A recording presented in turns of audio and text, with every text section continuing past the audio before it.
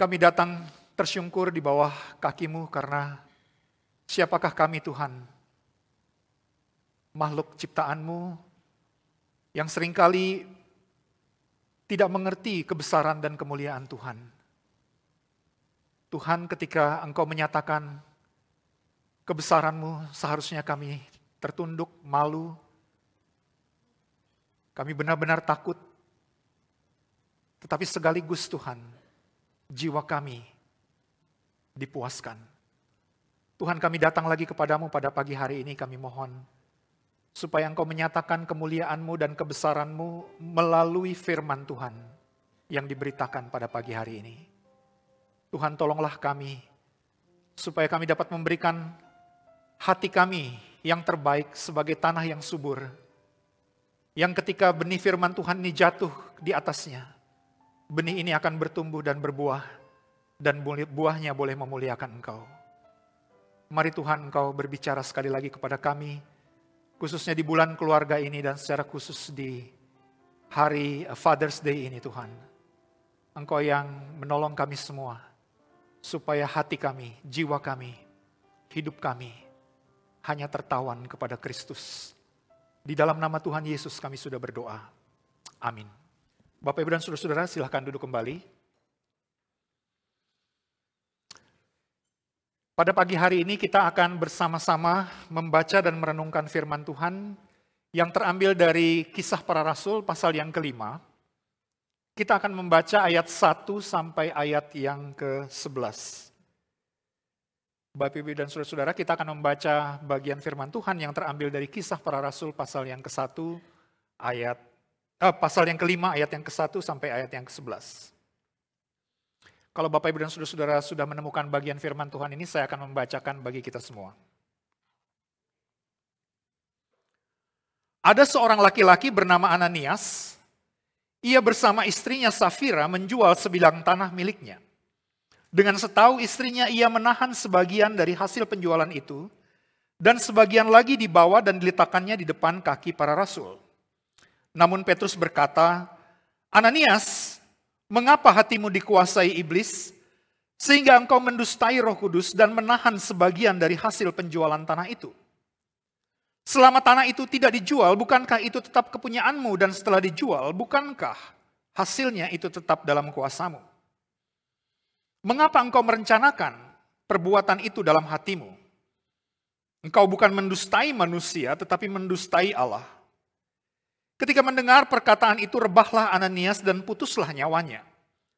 Semua orang yang mendengar hal itu menjadi sangat ketakutan. Lalu berapa orang muda datang mengafani mayat itu, mengusungnya keluar, dan pergi menguburkannya. Kira-kira 3 jam kemudian masuklah istri Ananias, tetapi ia tidak tahu apa yang telah terjadi.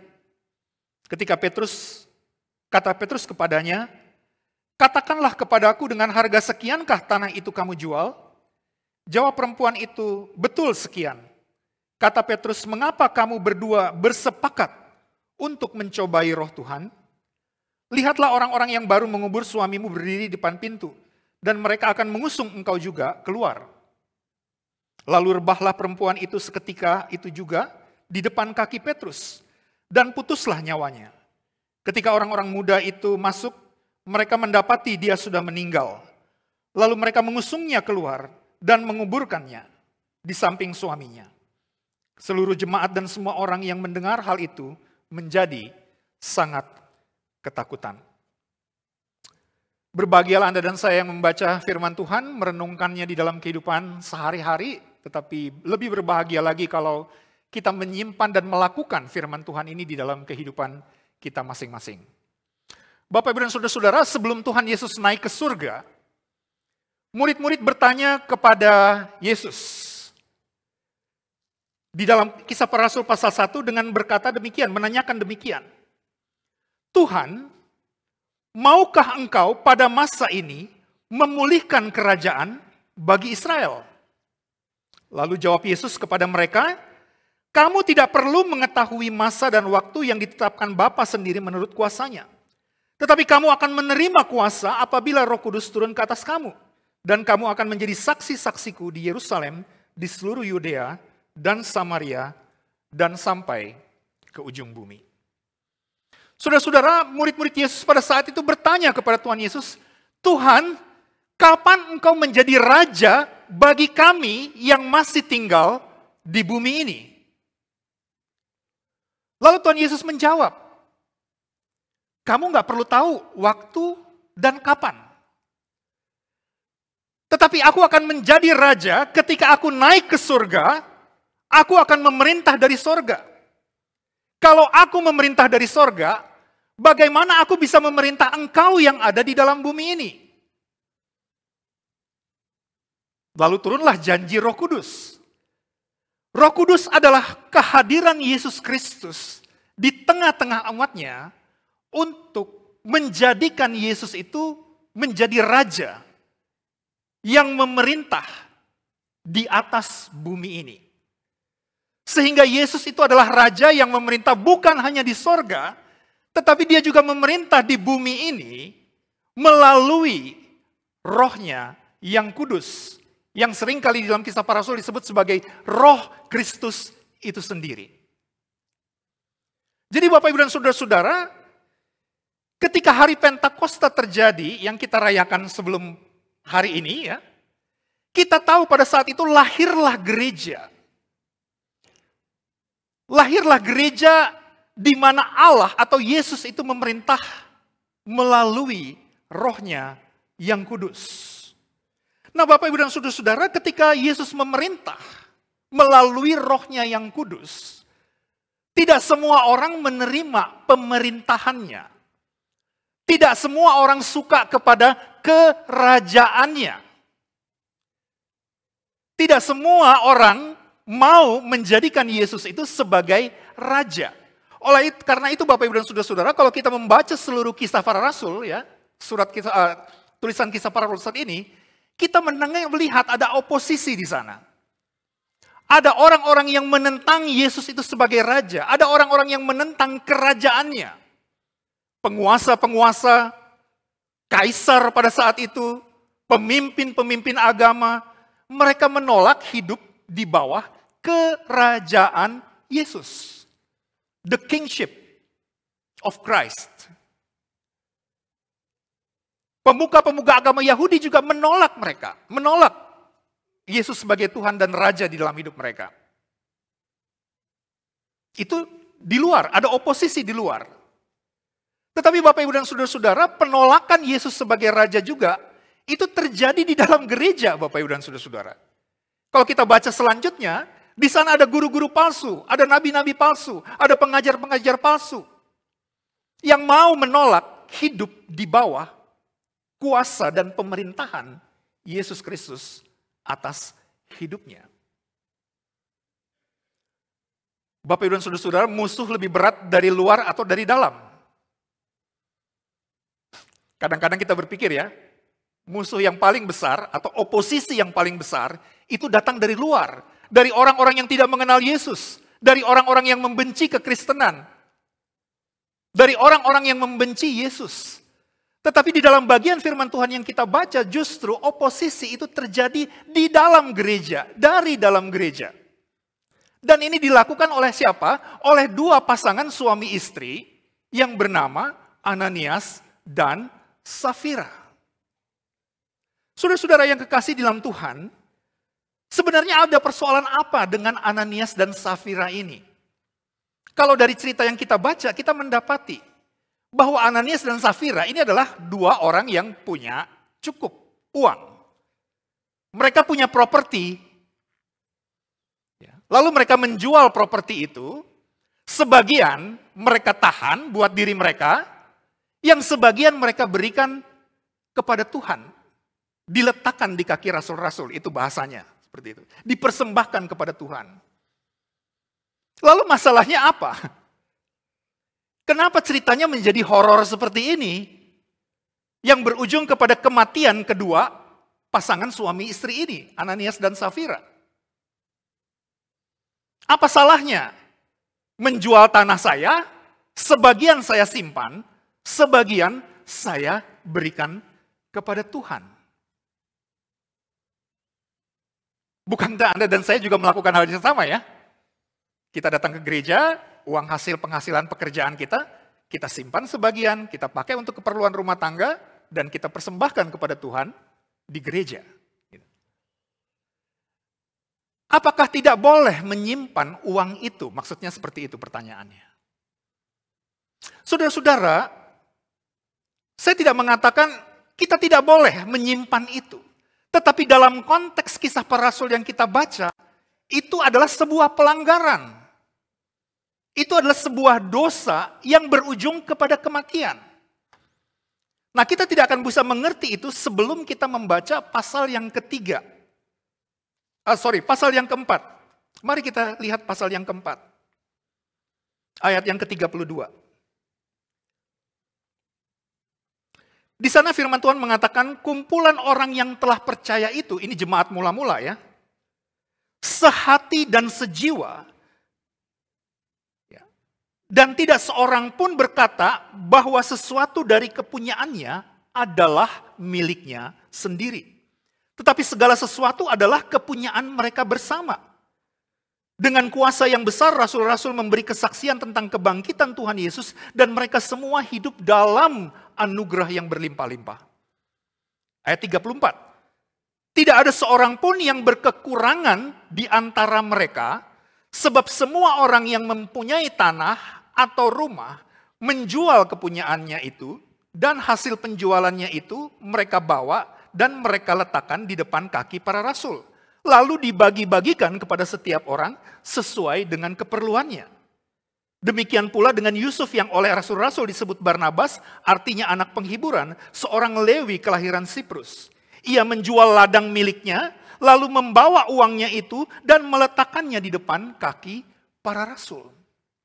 Jadi Bapak Ibu dan Saudara-saudara, pada zaman itu, ya dalam waktu itu, ada semacam sumpah atau vow, nasar, atau komitmen yang diambil bersama-sama oleh seluruh jemaat yang sudah dipenuhi oleh Roh Kudus. Yang diperintah oleh Roh Kudus. Yang menjadikan Yesus itu sebagai Raja. Mereka bersumpah, vow itu ya, berjanji, bernasar untuk mengatakan, barang kepunyaanku bukan lagi milikku sendiri. Tidak ada private property. Nggak ada private ownership itu, nggak ada. Semuanya diletakkan ke kaki rasul-rasul, kemudian didistribusikan secara merata, dibagikan kepada orang-orang yang memerlukannya. Sehingga Bapak Ibu dan Saudara-saudara, orang-orang yang ada, yang tidak punya uang, ya, yang berkekurangan, itu akan tercukupi hidupnya. Karena menjadi orang Kristen pada zaman itu sangat sulit secara ekonomi. Kalau Anda Kristen, Anda akan di-PHK. Kalau Anda Kristen, ayah saudara itu kalau tidak percaya atau kalau menyangkal Yesus itu akan dibunuh. Tidak ada orang yang bisa mencukupi keluarga karena kepala keluarga itu dipenjara atau dibunuh dan lain sebagainya. Sehingga saudara-saudara lebih banyak orang miskin di dalam jemaat mula-mula dibanding orang yang kaya, orang yang berkecukupan. Oleh karena itu saudara-saudara, di bawah pengaruh bimbingan Roh Kudus, pimpinan Roh Kudus, mereka mengambil sumpah bahwa milikku bukan milikku sendiri. Semua milikku, semua hartaku, semua properti yang aku miliki, ini adalah semuanya milik Allah. Ya. Itu vow-nya, itu sumpahnya, itu janjinya, itu nasar dari seluruh jemaat yang ada. Karena mereka sehati, sejiwa, bersepakat semuanya untuk mengatakan tidak ada private ownership. Mungkin ini nggak berlaku ya hari ini ya. Kita akan sulit melakukan itu. Tetapi pada zaman itu adalah sesuatu yang sangat mulia. Ya. Mereka tidak mungkin berkelebihan harta mereka, tetapi dikatakan mereka berlimpah-limpah kasih karunia. Berlimpah-limpah dengan kebaikan. Berlimpah-limpah dengan kemurahan hati. Mereka tidak kaya dengan harta benda, tetapi mereka kaya dengan kekayaan-kekayaan rohani yang ada. Dan karena kekayaannya berlimpah-limpah itu mengalir juga berkat-berkat secara jasmani, hal-hal yang bersifat fisik. Jadi persoalan Ananias dan Safira, mereka telah melanggar sumpah mereka. Dengan cara apa? Dengan cara berpura-pura menjadi orang saleh. Dengan mempersembahkan persembahan itu kepada Tuhan. Seolah-olah persembahan itu adalah 100% dari semua penghasilan yang ada. Tetapi rupanya tidak. Sebagian mereka simpan. Seperti itu, Bapak Ibu dan Saudara-saudara. Dan celakanya, saudara-saudara, apa yang mereka lakukan ini dilakukan secara konspiratif antara suami dan istri. Tadi itu temanya ya. Berteman, ya, bekerja sama dalam melakukan kejahatan. Saudara-saudara, itu bisa ketahui dari apa yang kita lihat di dalam pasal yang kelima tadi kita baca.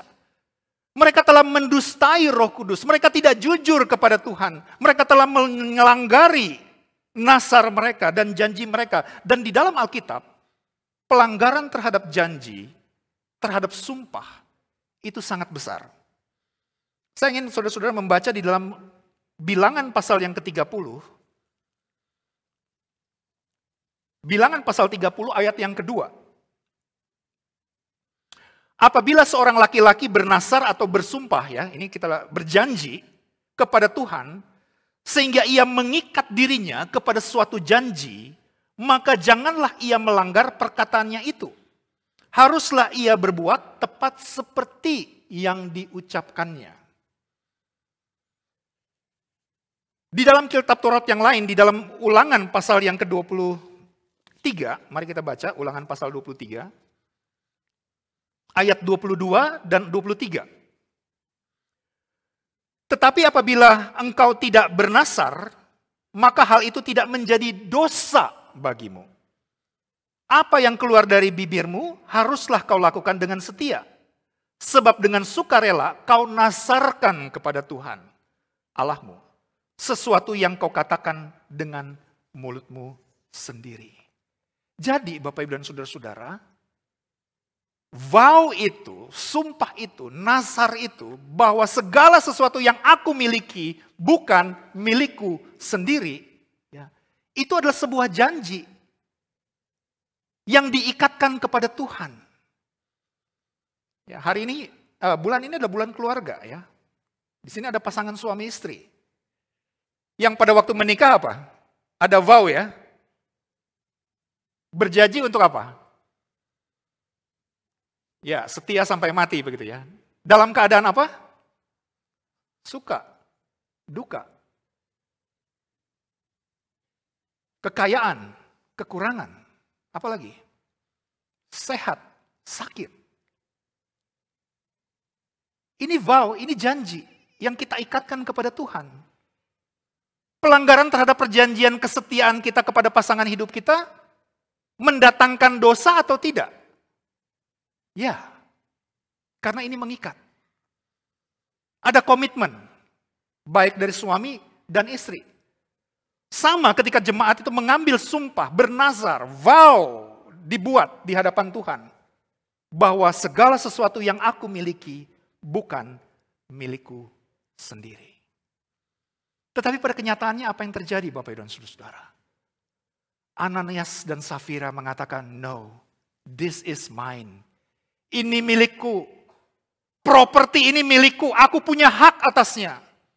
Pekerjaan ini adalah milikku, aku punya hak atasnya. Penghasilanku ini adalah penghasilanku sendiri, aku punya hak di atasnya. Aku punya banyak karunia, ada banyak talenta. Semua adalah milikku sendiri dan aku berhak di atasnya. Itu yang terjadi di dalam diri Ananias dan Safira. Mereka hidup hanya untuk mementingkan kepentingan diri mereka sendiri. Mereka mengklaim bahwa ada bagian yang mereka miliki. Ada bagian yang menjadi hak mereka. Padahal mereka telah bersumpah sebelumnya bahwa ini bukanlah hakku lagi. Ini bukan milikku lagi. Semuanya harus dipersembahkan kepada Tuhan. Jadi persoalannya itu adalah mereka lying to God. Mereka berbohong, berdusta kepada Tuhan. Pakai istilah yang lain, berdusta kepada Roh Kudus. Saudara-saudara, pertanyaannya, bisakah manusia berbohong kepada Tuhan? Padahal mereka sudah tahu, kalau kita baca di dalam Kisah Para Rasul, ada semacam teologi pengertian di kalangan jemaat pada saat itu, bahwa manusia tidak bisa berbohong kepada Tuhan. Karena apa? Kita lihat pasal 1 ayat 24.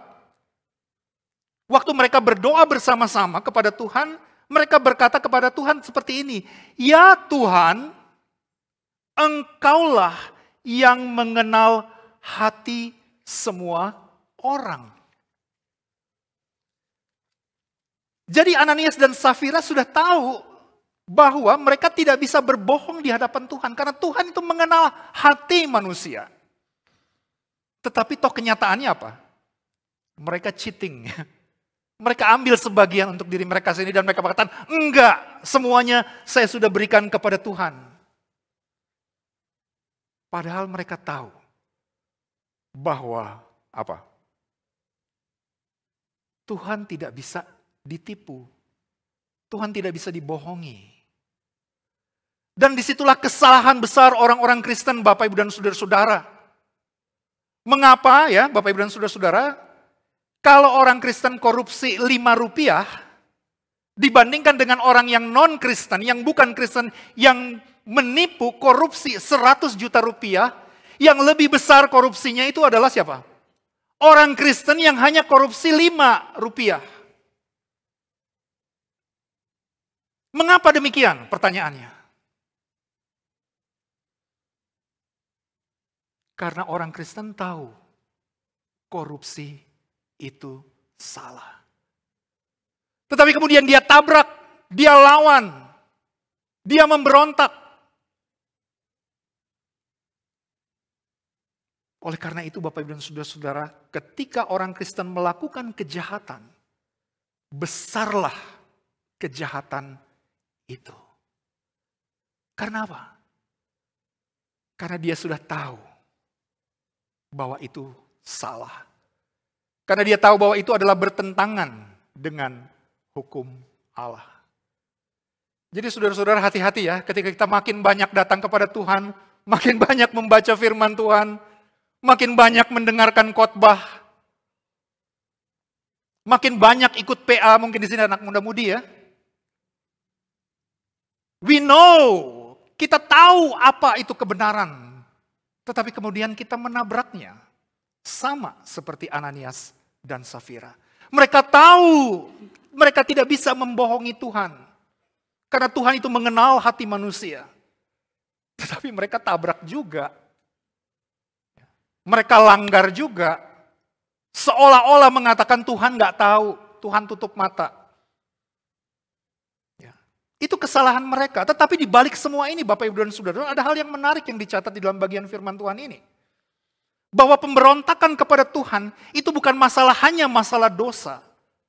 Tetapi bagaimana masalahnya adalah setan yang juga turut bekerja di dalam kedurhakaan manusia. Di dalam pasal yang kelima tadi Kisah Para Rasul, ayat yang ketiga dikatakan, Ananias, mengapa hatimu dikuasai oleh iblis? Saudara-saudara masih ingat apa yang dikatakan oleh Tuhan Yesus kepada Petrus? Waktu Tuhan Yesus mau naik ke salib, Petrus mengatakan, jangan, sekali-sekali tidak. Lalu Tuhan Yesus mengatakan, enyahlah engkau iblis. Petrus dianggap sedang menjalankan agenda-agenda iblis di dalam rencana keselamatan Allah. Sama dengan hal ini, saudara-saudara. Teguran Petrus kepada Ananias itu juga ingin menunjukkan bahwa persoalan yang dihadapi oleh Ananias dan Safira ini bukan hanya masalah dosa, tetapi bagaimana setan itu, iblis itu bekerja di dalam kehidupan Ananias dan Safira untuk mendatangkan kedurhakaan di dalam kehidupan mereka. Bukankah iblis itu disebut the father of lie? Dia adalah bapa pembohong yang mengajak orang-orang untuk memberontak kepada Allah, berdusta kepada Allah. Dan kita tahu akibatnya di sini adalah kematian, Bapak Ibu dan saudara-saudara. Seolah-olah no mercy, nggak ada pintu pengampunan dan pertobatan, langsung on the spot. Ya. Dua orang ini kemudian kehilangan nyawa mereka. Saudara-saudara, mungkin Anda dan saya mulai berpikir atau mulai bertanya-tanya, ya, mengapa ada banyak orang Kristen yang berbuat dosa, yang melanggar perjanjiannya kepada Allah, kok tidak dihukum mati seperti yang ada di dalam cerita ini? Saya tidak bisa menjawabnya. Tetapi yang saya ingin katakan Bapak Ibu dan saudara-saudara, kalau kita bisa lolos hari ini dan di sini, kita tidak akan bisa lolos nanti. Ketika final judgment itu, penghakiman terakhir itu datang kepada kita. Mari kita lihat di dalam Wahyu pasal yang ke-21. Wahyu pasal yang ke-21 mengatakan demikian, ayat yang ke-8. Namun orang-orang penakut, orang-orang yang tidak percaya, orang-orang keji, pembunuh-pembunuh, orang-orang yang berbuat cabul, tukang-tukang sihir, penyembah-penyembah berhala, dan semua pendusta, mereka akan mendapatkan bagian mereka di dalam lautan yang menyala-nyala dengan api belerang. Inilah kematian yang kedua. Kata pendusta ini sama dengan kata berdusta, ya. Akar katanya itu sama dengan kata berdusta di Kisah Para Rasul pasal yang ke-5 yang kita baca tadi. Mendustai Roh Kudus, mendustai Allah. Itu kata yang sama digunakan. Jadi Bapak Ibu dan saudara-saudara di sini ingin menunjukkan sebenarnya, kalau kita bisa lolos hari ini, ya, dengan hidup memberontak kepada Allah dan berdusta kepada Allah, mungkin kita tidak akan mengalami kematian seperti Ananias dan Safira. Tetapi untuk the second judgment nanti, the final judgment ini, nobody can escape. Nggak ada orang bisa lolos dari penghakiman yang tadi kita baca di dalam Wahyu. Jadi Bapak Ibu dan saudara-saudara, kalau demikian bagaimana kita bisa keluar dari persoalan ini? Gereja, orang Kristen, suami istri, keluarga, yang dengan sengaja tidak mau hidup di bawah pemerintahan Allah, di bawah kekuasaannya, di bawah otoritasnya. Dengan melanggar janji kita kepada Allah, dengan berkonspirasi ya, untuk mendatangkan kejahatan yang akan merugikan umat Allah, yang akan merugikan gereja, yang akan merugikan kerajaan Allah. Bagaimana solusinya? Saudara-saudara, tentu kalau kita berbicara apakah ada solusi dan ada jawaban, tentu saja. Tetapi jawaban itu bukan pada manusia, Bapak Ibu dan saudara-saudara. Tetapi jawaban itu justru ada pada Allah. Karena apa? Allah tidak akan pernah membiarkan kerajaannya atau gerejanya ya, itu dikacaukan oleh konspirasi yang jahat ini. Oleh karena itu Bapak Ibu dan saudara-saudara, dia berintervensi ke dalamnya. Tuhan mau jemaat Tuhan, gereja Tuhan itu menjadi jemaat yang sehati sepikir. Gereja yang mempunyai integritas, jemaat yang punya integritas, yang di dalamnya ada keluarga-keluarga yang punya integritas, suami yang berintegritas, istri yang berintegritas, anak-anak yang berintegritas. Itu yang diinginkan oleh Allah di dalam kehidupan gerejanya, keluarganya, kerajaannya. Laki-laki dan perempuan itu punya hak yang sama. Suami dan istri, anak-anak laki-laki dan perempuan, itu semua mempunyai hak yang sama. Mempunyai kewajiban yang sama. Ya. Kalau Bapak, Ibu, dan Saudara-saudara membaca di dalam Kisah Para Rasul itu disebutkan, anak-anak, orang tua, laki-laki dan perempuan, mereka semua menerima kasih karunia Allah. Orang-orang yang dipenuhi oleh Roh Kudus ini bukan hanya orang-orang dewasa, laki-laki, tetapi juga ada perempuan-perempuan. Ada anak-anak remaja. Semuanya memiliki sharing in faith di dalam Tuhan, di dalam Kristus. Maksudnya seperti itu. Laki-laki dan perempuan, orang tua, anak, semuanya membagi penderitaan yang sama pada saat itu. Sehingga mereka bersehati, sepikir di dalam Tuhan. Dan tidak lagi hidup bagi diri mereka sendiri, tetapi mereka hidup bagi orang-orang yang lain. Laki-laki dan perempuan sama. Kalau kita melihat di dalam kejadian kejatuhan manusia di dalam dosa, itu sepertinya perempuan yang membawa laki-laki jatuh ke dalam dosa. Tetapi di dalam bagian ini kita lihat jelas, laki-laki yang membawa perempuan jatuh ke dalam dosa juga yang sama. Di dalam pasal 5 ayat 1 dikatakan ada seorang laki-laki bernama Ananias. Ia bersama.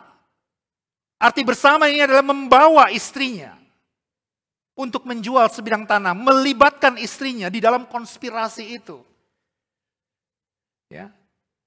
Jadi kita bisa melihat ada kesamaan antara laki-laki dengan perempuan untuk berdosa, tetapi ada kesamaan antara laki-laki dengan perempuan, antara suami dan istri untuk hidup di dalam anugerah, hidup di dalam iman.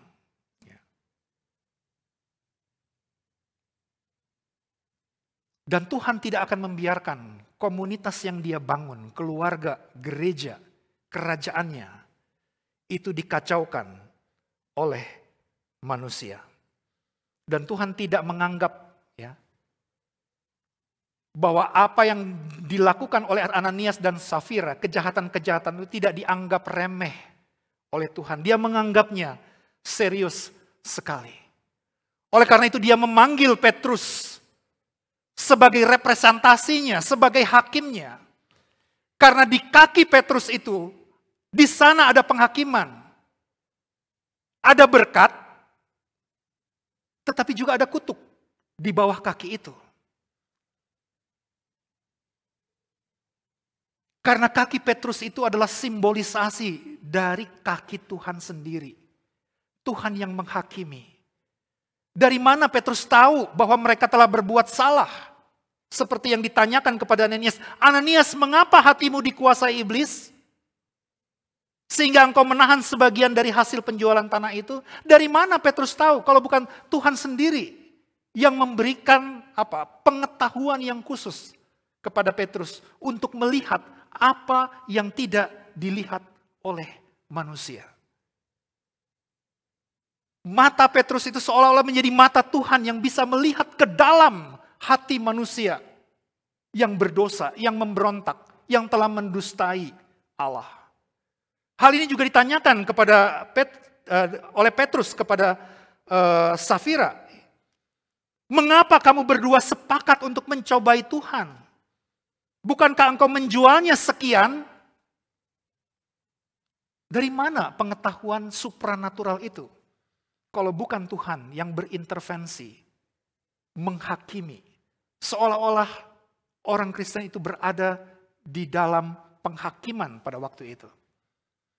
Di mana manusia tidak lagi bisa berbuat atau berdusta kepada Allah. Dan verdiknya hukuman itu telah jatuh pada saat itu. Karena konsekuensi mengacaukan integritas keluarga, integritas gereja, integritas kerajaan Allah, konsekuensinya itu adalah kematian. Saudara-saudara, nanti ketika Yesus datang untuk kedua kalinya, Kita semua yang suka klaim, ini milikku, ini milikku, ini hakku. Ini kepunyaanku. Nanti ketika Yesus datang untuk kedua kalinya, dia akan berkata, no, ini bukan milikmu, ini milikku. Itu bukan milikmu, itu milikku. Semua yang ada di dalam dunia ini adalah milik Allah. Karena dia adalah Raja yang ingin memerintah. Dari sorga, melalui rohnya, dia memerintah Anda dan saya di muka bumi ini. Jadi Bapak Ibu dan Saudara-saudara yang kekasih dalam Tuhan, melalui firman Tuhan pada pagi hari ini, kita semua didorong untuk menjadi jemaat yang berintegritas, yang menjaga kekudusan hidup. Kita juga didorong sebagai keluarga untuk menjadi keluarga yang berintegritas, keluarga yang kudus di hadapan Allah, keluarga yang mengerti dan tahu bagaimana menempatkan Tuhan sebagai Tuhan dan juga Raja. Pertanyaannya adalah, Tuhan, maukah Engkau memerintah hari ini di dalam gerejaku, di dalam pekerjaanku, di dalam seluruh properti yang aku miliki, dan di dalam keluargaku? Mari kita berdoa.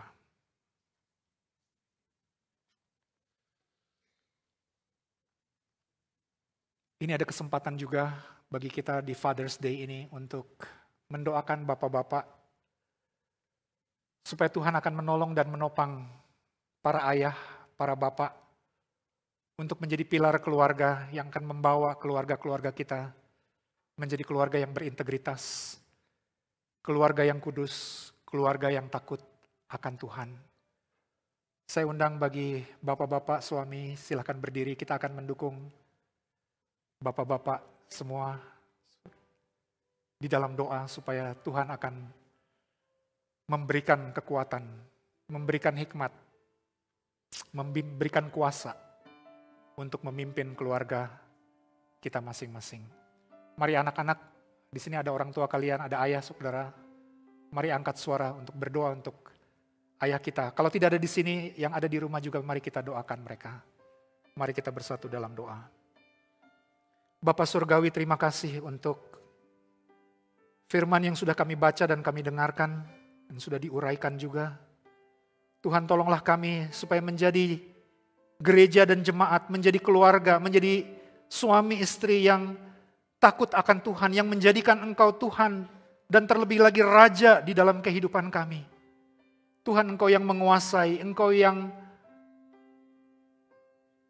memiliki, Engkau yang memelihara segala sesuatu yang ada pada diri kami. Apakah itu kehidupan, talenta, karunia, keselamatan, harta benda, dan lain sebagainya. Kami tahu Tuhan bahwa ini semua bukanlah milik kami, tetapi semua adalah milik Tuhan. Oleh karena itu ya Tuhan, mari Engkau yang menggunakannya sesuai dengan kehendak-Mu, sesuai dengan apa yang Engkau inginkan. Dan jadikan kami sebagai berkat untuk menyalurkan berkat Tuhan ini di dalam kehidupan kami. Kami mungkin tidak berlebih di dalam harta dan benda, tetapi kami bisa berlebih di dalam kasih karunia, di dalam kemurahan, di dalam kebaikan. Oleh karena itu ya Tuhan, Engkau yang memakai kami semua untuk menjadi alat anugerah dan kebaikan Tuhan kepada orang-orang yang lain. Sehingga hidup kami, apa yang kami miliki, bukan lagi menjadi milik kami, tetapi menjadi milik-Mu yang akan dipakai untuk memuliakan Tuhan. Tuhan, di sini ada ayah, ada bapak, ada orang tua, laki-laki, yang Tuhan tempatkan dalam keluarga kami masing-masing, yang menjadi ayah, orang tua, menjadi penopang, pemimpin di dalam keluarga kami. Engkau yang tahu beban dan pergumulan hidup mereka masing-masing. Di dalam kelelahan mereka bekerja hari demi hari, di dalam usaha, pekerjaan, bisnis, apapun itu Tuhan. Engkau tahu kerinduan hati mereka, yang terdalam, yaitu supaya kehidupan mereka bisa tetap bersuka cita, kehidupan mereka tetap mengalami kebahagiaan dan damai sejahtera. Oleh karena itu ya Tuhan, Engkau jaga dan pelihara mereka, Engkau berkati mereka. Mungkin mereka mengalami kesendirian karena banyak persoalan yang tidak diketahui oleh istri, oleh anak-anak. Kadang-kadang mereka bergumul sendiri ya Tuhan. Tetapi oleh karena itu, kami mohon Engkau sendiri yang bisa menolong, menyertai kehidupan mereka, memberikan kekuatan kepada ayah kami, kepada suami kami ini, supaya suami dan ayah kami ini bisa menjadi anak-anak Tuhan yang setia, yang hidupnya bergantung dan bersandar kepada Tuhan. Tuhan berkati dia, berikan tambahkan sukacita dan damai sejahtera dalam menjalani kehidupan hari lepas hari. Tuhan memakai juga menjadi berkat, menjadi pemimpin yang baik buat istri dan juga anak-anaknya. Terima kasih ya Tuhan. Kami sekali lagi menyerahkan seluruh hidup kami, keluarga kami, gereja kami, kehidupan kami. Kami mau serahkan kepada Tuhan. Biarlah Engkau yang bertahta dan berkuasa dalam kehidupan kami. Dalam nama Tuhan Yesus kami sudah berdoa. Amin.